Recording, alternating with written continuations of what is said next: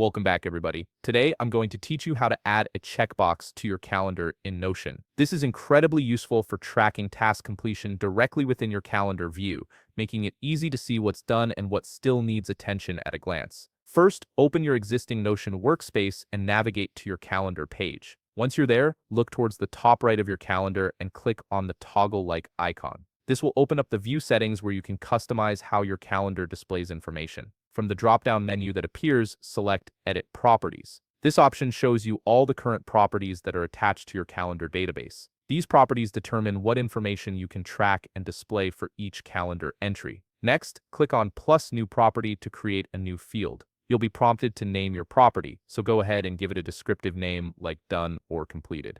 Then, select Checkbox as the property type from the available options. This creates a simple toggle field that you can use to mark entries as complete. After you've set this up, close the Properties menu. Your new checkbox property has now been added to your database, but you might not see it in your calendar view just yet. To make it visible, click the three-dot icon at the top of your calendar again and select Properties from the menu. In this Properties panel, you'll see a list of all available properties for your calendar. Make sure your newly created checkbox property is toggled on. You'll know it's active when the eye icon is visible next to it. This step ensures that the checkbox actually appears in your calendar view where you can interact with it. And that's it. Now when you look at your calendar entries, you'll see checkboxes that you can click to mark tasks as completed. This makes it simple to track your progress throughout the week or month without having to open each individual entry. It's a small addition that makes a big difference in how you manage your workflow. If you found this video helpful, please leave a like, subscribe, and see you in the next video.